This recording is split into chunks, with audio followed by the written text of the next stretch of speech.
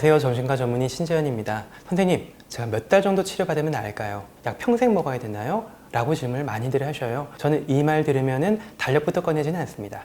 강박증 치료에는요, 하나가 아니라 3개의 시간이 존재하거든요. 약의 효과를 기다리는 시간이 있고요. 또 노출 및 반응 방지, ERP를 익히는 시간이 있고, 또 좋아지는 상태를 내 삶에서 굳혀나가는 시간들이 존재합니다. 먼저 약물 치료의 시간부터 보겠습니다.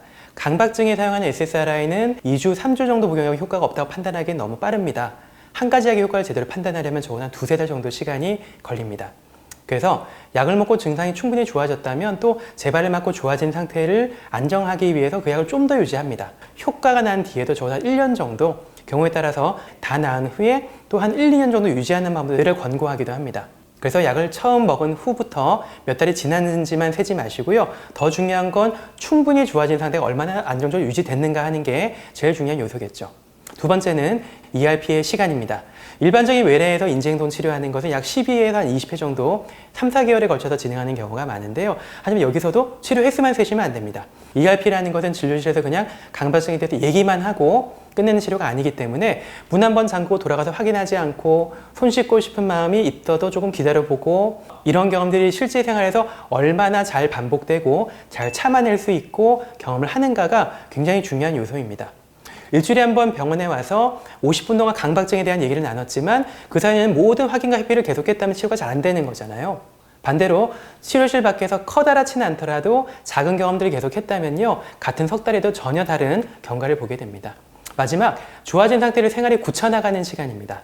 강박 행동이 줄고 출근도 다시 하고 사람도 만나기 시작했다고 해서 치료가 끝나는 게 아니죠.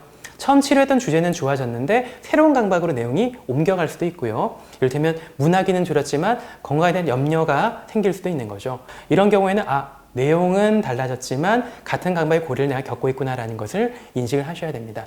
그러면서 다시 확인과 회피를 줄이는 과정들을 겪어 나가고 새로운 또 경험을 해나가는 거죠.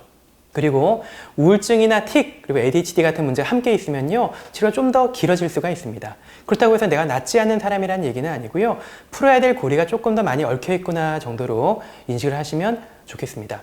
치료도요, 어느 날 갑자기 절벽처럼 끝내버리진 않습니다. 매주 받던 치료를 2주에 한 번씩 늘려보고 그 다음에 필요할 때 점검하는 식으로 조금씩 간격을 벌려나가는 게 일반적인 치료의 변화입니다. 약도 충분히 안정된 뒤에는 담당 의사와 상의해서 끊어나가는 것을 고려를 해야 되고요. 그래서 치료 시작한 지 몇 개월이 됐나를 계속 계산하는 것보다는요, 충분한 치료를 잘 받았는지, 또 강박과 다르게 행동한 경험들이 쌓이고 있는지, 또 증상이 올라와도 내가 내 삶의 가치를 잘 지키면서 살아가고 있는지를 보셔야 된다는 이야기입니다. 지금까지 정신과 전문의 신재현이었습니다. 감사합니다.